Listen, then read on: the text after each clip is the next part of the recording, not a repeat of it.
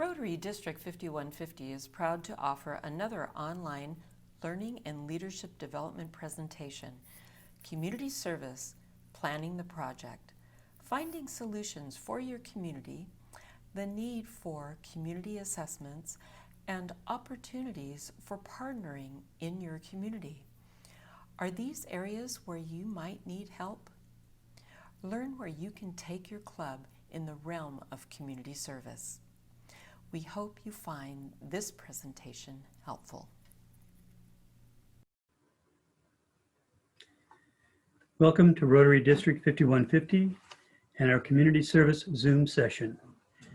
We have 4 goals today. The first goal is to design a community service project in 6 simple steps, complete with an example, how to review your current club projects, how to set up a new community service project, and how community service can impact your membership, hopefully for the better. So to begin, let's look at the 6 simple steps in setting up a community service project. The first goal is that you should try to align your project with one of the 6 areas of focus that we currently have in Rotary International. There is no requirement that you align a community service project up with an area of focus. However, it is a great way for any club to keep continuity going and to try and keep us in sync with what is happening in the international world and global grants. It's important to notice at this point that we do have a 7th area of focus. This particular area of focus in supporting the environment that an awful lot of people have worked long and hard to see come to fruition. This actually does not go into effect until July 1st, 2021. However, between now and then, clubs are more than welcome to do any kind of a community service project around supporting the environment. The environment itself as an area of focus primarily impacts the global grants. And again, that doesn't take effect until July 1st, 2021. But until then, all clubs are free to do what they wish to do with local community service projects. The next step in the project life cycle is to perform your community assessment. It's quite wonderful to have a new idea come in. As an example, teacher mini grants. Let's say that you have a newer member in your club. They want to do teacher mini grants. If you contact your local teachers organizations and find out that these needs have already been met, it doesn't make a great deal of sense to put in time, effort, money, etc., to produce another project that's when the need is already being met. There are plenty of needs that are not being met that our local Rotary clubs can fulfill. So you need to do a community assessment to make sure your project is truly needed so it will be maintained down the road.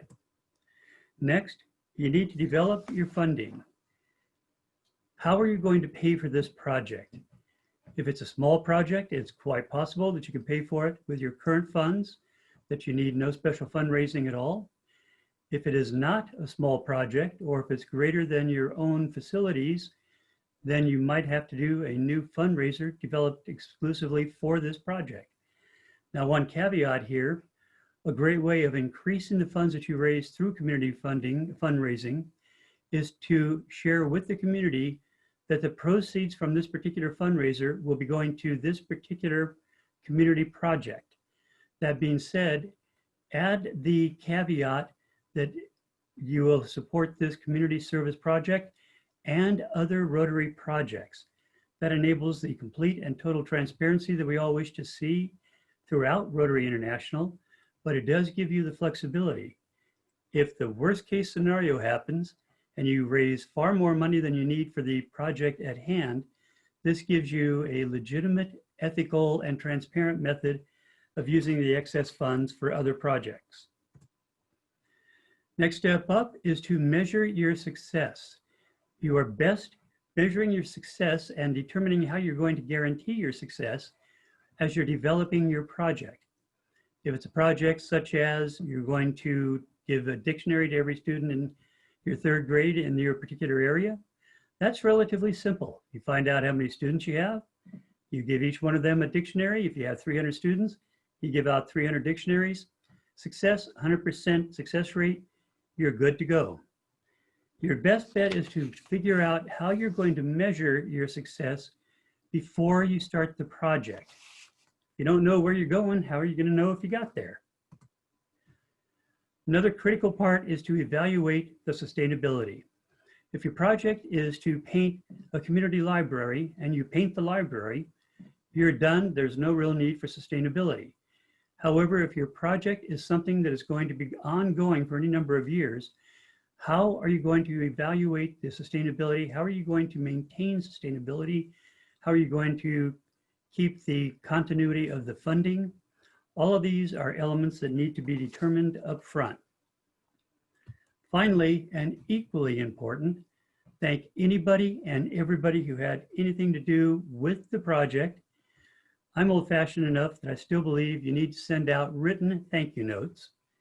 And by all means, celebrate the success with everybody that had a hand in the project. Your club members, your partners, the recipients. Thank everybody, celebrate everybody, put it on your social media, put it on local media, put it on TV, newspapers, radio, wherever you can get it. Celebrate what you have done, let the community know. Take a moment to brag. Now, on your current projects, I strongly encourage everybody to review your current projects. A lot of clubs aren't even really sure what projects they are still doing. When were your projects last reviewed? Who did the review? What were the results? Was it something you looked at it 5 years ago and said you want to look at it again in a couple of years? In the last 3 years, you've just kept going on it? Are your projects still relevant? Are they still necessary? Are they still useful? Has the original need been fulfilled? Did you successfully work yourself around a project, a problem with your project, and you solved the local problem? Do you still have ample and appropriate funding sources? Nothing wrong with evaluating anything and everything that you are doing. It's strongly encouraged. Keep in mind, some of your projects may be sacred to some of your members. There is absolutely nothing wrong with and everything right with taking into account the feelings of your members who may have put a great deal of their own time, effort, and funding into keeping these projects, getting them going, and keeping them going. Always remember to take care of your fellow Rotarians. That's part of service above self. If you feel that you need some outside help to look at your projects to determine if these really make sense for the entire club, a great neutral way of doing that is to utilize our district visioning.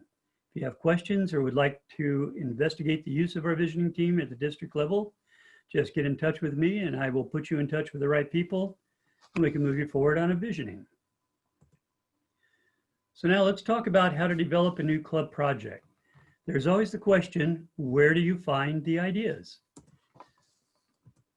Easy way, your new members. When you bring in a new member, quite often they're going to come to your club because they are passionate about something that makes sense to them that they want to do. So your new members are a great source. Your speakers. Quite often, our speakers will come to our clubs to talk about a project they have going. They will come to us with their hands open and their wallets wide open, hoping we can pay for their projects. We do not want to be seen as the bank for the community. We would prefer to be seen as us looking outside of our own wallets and looking for OPM, which is defined as other people's money. So if a speaker comes to you with a tremendous project, possibly you can partner your club and the speaker's organization and come together with something that makes sense for both of you. Member visits to other clubs. There's a new acronym in Rotary, it's R&D. That's rip off and duplicate. It is amazing what all of our clubs in our districts and throughout the entire Rotary world are doing. And one of the best methods of getting new ideas for your club is to have your members visit other clubs, see what they are doing, and bring those tremendous ideas back home to our own clubs. Our district learning and developments, the training sessions such as this one, and once we get past COVID, when we get back into person to person, we've got our assembly. The networking throughout Rotary will give us all tremendous new projects, ideas, motivation. Same thing with district conferences and Rotary International conferences, where you can have 500, 600, 700 different booths for Rotary action groups, fellowships, clubs, districts, projects, vendors. If you haven't been to an international, I strongly encourage you to go to one. It will blow your mind as to how many different possibilities and projects you can find. So let's take a new project example and developing a new project in your club. So where do you start? We're going to start with RCAT and SRAG, the Rotary Climate Action Team, which is taking off like wildfire within our district, and SRAG, which is the Environmental Sustainability Rotary Action Group. We're going to take a project from them. So let's say we want to find out from our own club what kind of a project we want to do in our own club. So this project, through RCAT and SRAG, maybe we can do table tents for every table once we get back to meeting in person.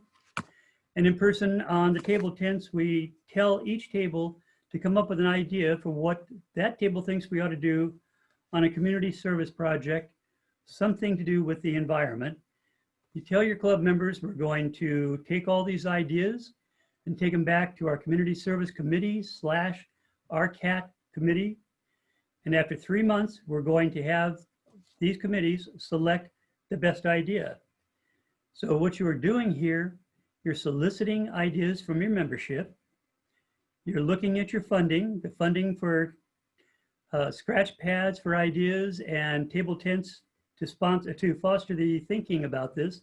That's rather minimal. I'm pretty sure that clubs can afford to pay for those. You've got the sustainability dependent upon what team comes up with the best action. You've got the development of that action, and then you take that action forward. You have yourself a new project. There's nothing wrong with getting your club members involved in developing a project. There's everything right in that. So let's take a look at the membership angle and how can community service help with membership. It's relatively well known that community service is the biggest draw Rotary International has to recruiting new members. The biggest reason a new member joins Rotary is they want to give back to the community, and by community, the newer members, they mean the local community, not the international community.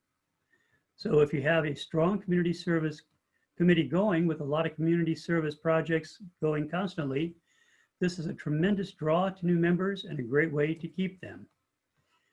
When you have a new member come into your club, I encourage the community service chair and the club president to sit down with that new member, find out what that member is passionate about, and turn that passion into getting the new member into a committee. My guess is you're going to find quite often the new member is going to be most interested in community service. Great way to get a new member active immediately, and an active member is a retained member. The environment itself, the 7th Avenue of focus, we firmly believe is going to be very attractive to our younger potential members and to retention of our younger members. You can also use your senior members as part of a mentorship program. If you have a senior member whose pet passion was a community service project that has seen better days and is now being discontinued, this is a great place to grab that senior member and put them with one of your newer members in a mentorship program. All of these, anything that keeps your members active and interested, leads to retention. Retention leads to stronger membership, and it all comes together. So to review what we've covered here today, we talked about designing a community service project and the 6 steps involved. We discussed how to review your current club projects, why to review them, and especially to take care of your members. How to initiate a new community service project. And finally, how all of this ties together into strengthening your membership in all of our clubs, which is always an ongoing problem, challenge, and here's some potential helpful solutions. Further questions, contacts, anything, if you'd like more information about anything we are doing, there's my contact information. And with that, thank you all very much for attending. It's greatly appreciated.